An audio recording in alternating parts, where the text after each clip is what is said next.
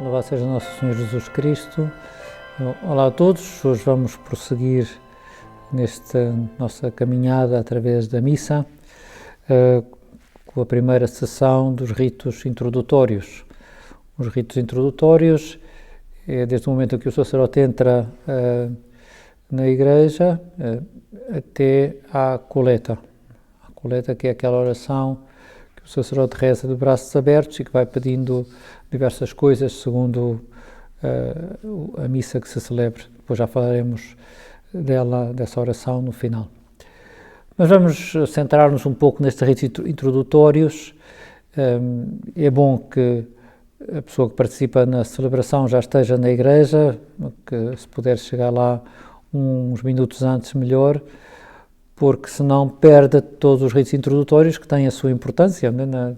Podemos viver bem a celebração. No Ordo Missae, na instrução geral do missal romano, disse que uma vez que o povo está congregado, o sacerdote com os ministros dirige-se ao altar enquanto se dá um cântico de entrada. Já sei que nas missas semanais, sobretudo, não há cântico nenhum e o sacerdote substitui esse cântico de entrada com uma pequena antífona relacionada com a missa do dia. Mas, sempre que for possível, é conveniente este cântico de entrada, que tem como finalidade abrir a celebração, fomentar a união daqueles que estão ali reunidos e levar os pensamentos para a contemplação do mistério litúrgico, a festa do dia. Portanto, marca, podíamos dizer, o clima de oração que é próprio da missa. Aqui, pois, também voltaremos a repetir isto em diversas ocasiões. É bom lembrar que as pessoas que possam cantar, que tenham um mínimo de sensibilidade para poder cantar, que o façam, porque é uma forma de rezar e estar a rezar com todos ajuda muito a estar centrado em Deus. Então, o que acontece a seguir? A procissão ou o cortejo pode ser mais ou menos prolongado, depende das voltas por onde entrar, mas o importante é que o sacerdote se dirige ao altar. Faz uma veneração ao altar, o sacerdote e aqueles que o precedem fazem uma inclinação ao altar, em sinal de veneração, e depois o sacerdote dá um beijo ao altar. Santo Ambrósio dizia, seguindo toda a tradição anterior a ele, que o altar é Cristo, o altar representa Cristo. Claro que os altares no Antigo Testamento não eram Cristo, eram as pedras onde se realizavam os sacrifícios, onde se oferecia o sacrifício a Deus, que marcavam o lugar enfim, onde se iria oferecer o sacrifício. Aqui também é onde sucede o sacrifício, não é? Em cima do altar, tem lugar a renovação incruenta do sacrifício, incruenta do Calvário, mas o altar em si mesmo representa Jesus. Por isso, o beijo que os sacerdotes dão ao altar, podíamos dizer que é o beijo da esposa ao esposo, o beijo que a Igreja dá ao seu Senhor. Podíamos dizer ou podíamos perguntar-nos se não seria preferível que toda a gente beijasse o altar. Eu até podia dizer que sim, mas como se pode compreender, não é prático, não é prático e pode haver outras razões. Mas o que sim é importante é que todos possam unir a esse beijo que o sacerdote dá ao altar, sabendo que representa Jesus. O beijo pode ter várias... Subjetivamente, o sacerdote pode colocar uma tónica diferente, ou de contrição, de ter pena por se ter afastado, ou por exultar em estar com Jesus, porque vai estar com Jesus, como quisermos. Mas todo o povo que participa pode e deve unir-se a esse beijo carinhoso dos sacerdotes ao altar. E depois tem lugar, inicia propriamente a celebração com o sinal da cruz e com umas palavras em nome do Pai, do Filho e do Espírito Santo. Palavras muito simples que repetimos em diversas ocasiões, mas que têm a sua importância.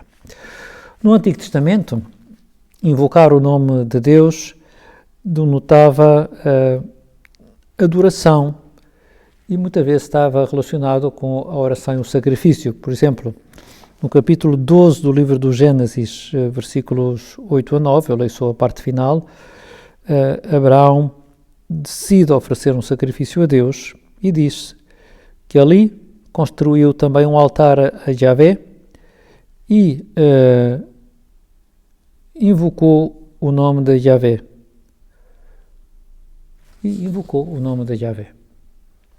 Portanto, ao dizermos em nome do Pai, do Filho e do Espírito Santo, estamos a invocar o nome de Deus Nosso Senhor, e é bom não esquecer que há um sacrifício no horizonte, né? A missa é a renovação do sacrifício da cruz, como já falamos. Também, para os israelitas, ainda não saindo do Antigo Testamento, se invocava o nome do Senhor não só para o louvar ou para agradecer, mas também para procurar a sua ajuda, a ajuda de Deus para as suas vidas. Por exemplo, no Salmo 124, dizemos aquelas palavras que essas são conhecidas, o nosso auxílio é o nome do Senhor que fez o céu e a terra. Pelo menos uma das traduções fala assim, diz assim. Portanto, na missa invocamos o nome do Senhor ao começar, e invocamos, portanto, a sua presença e o seu poder. É como se lhe disséssemos que na próxima hora, ou na próxima meia hora, durante a missa, tudo o que fizermos, queremos que seja em seu nome, em nome do Pai, do Filho e do Espírito Santo. Invocamos, cheios de reverência, o nome do Pai, do Filho e do Espírito Santo, o Deus unitrino. Recordam-nos o facto de termos sido batizados em nome do Pai, do Filho e do Espírito Santo. Recebemos a vida da Santíssima Trindade, participamos dessa vida trinitária no momento do batismo, e ao repetirmos estas palavras no início de cada celebração, estamos a reconhecer que nos aproximamos do Deus Altíssimo, não tanto pelos nossos méritos, mas pela virtude sobrenatural que nos foi dada no batismo. Portanto, há muita coisa que se pode pensar, mesmo que seja de uma forma sintética, enquanto dizemos estas palavras, que é bom que o sacerdote as diga pausadamente, que faça o sinal da cruz pausadamente e que não deixe de fazer fincapé na importância dessas palavras. E depois dessas palavras há uma saudação. Em latim tem uma versão mais breve, o Dominus Vobiscum et cum spiritu tuo, que em português raramente se utiliza nas celebrações iniciais, o Senhor esteja convosco, Ele está no meio de nós, utiliza-se outras variantes, algumas das quais neste momento, na terceira edição do Missal romano, aumentaram-se o número de possibilidades de saudação. Não tem nada a ver com uma saudação do género bom dia, aqui estamos todos, não é? Uma saudação meramente humana. Também aqui ajuda a conhecer os antecedentes bíblicos desta e de outras expressões. Um nível muito elementar, mas muito óbvio, e recorda a presença de Jesus, quando Nosso Senhor diz, quando 2 ou 3 se reúnem em meu nome, eu estou ali no meio deles. Também só essa ideia já nos ajuda muito a dar valor a essa saudação inicial. No Antigo Testamento, quando se diz o Senhor esteja contigo ou o Senhor esteja convosco, em muitas ocasiões trata-se de momentos em que Deus escolhe uma pessoa para que saia da sua zona de conforto e se disponha a desempenhar uma missão peculiar. É o caso de Josué, é o caso de Gideão, um personagem do livro dos Juízes, é o caso de Moisés. Deus não envia, como dizia alguém com uma certa graça, Moisés para uma espécie de seminário de liderança. Olha, vou-te fazer aqui um líder, mas eu estarei contigo, né? Eu estou contigo. São Paulo, já no Novo Testamento, dirá que o poder de Deus se torna manifesto mediante a debilidade. Diz São Paulo na sua carta aos Coríntios, na segunda carta, por cuja causa roguei 3 vezes ao Senhor que o apartasse de mim, o aguilhão da carne, algo que o atormentava. Mas ele disse-me, basta-te a minha graça, porque é na fraqueza que o meu poder se manifesta por completo. É por o Senhor estar comigo que eu posso estar sossegado. É por o Senhor estar connosco que podemos celebrar a Santa Missa. Portanto, essa expressão fala-nos de um chamamento divino, todos nós temos uma missão que só nós podemos cumprir e Nosso Senhor também nos recorda, né, que nos quer, conta connosco. E por outro lado, estas palavras recordam que temos acesso a um poder mais alto que vem de Deus, que não estamos sozinhos. Há outras saudações iniciais que têm a ver com palavras que São Paulo utiliza no início das suas cartas. Também isso sublinha que a nossa fé nos chega através dos apóstolos a quem Jesus confiou a sua missão. Na resposta latina, et cum spiritu tuo, nós traduzimos para ele está no meio de nós, não é? A resposta latina seria e contigo também. Mas essa expressão teria outro sentido, não é simplesmente uma coisa recíproca, mas é para dizer que uma resposta do povo que viria a dizer ou a reforçar que o Senhor está com o sacerdote e como que a pedir que o presbítero seja sacerdote para o povo, que se lembre que vai tornar Cristo presente. Portanto, o Senhor esteja contigo, mas numa forma de estar diferente, não é?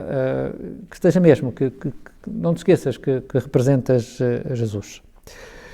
O Papa Francisco, e com isto eu termino, numa das audiências sobre a missa, dizia o seguinte, eu leio porque é muito bonito e muito prático, leio uma parte apenas. O Senhor esteja convosco, ou outra semelhante, existem diversas. E a Assembleia responde, e com o teu espírito. Isto é a tradução do latim, e que existem noutras línguas, manteve-se essa tradução. Diz o Papa, estamos em diálogo, estamos no início da missa, e temos que pensar no significado de todos estes gestos e palavras.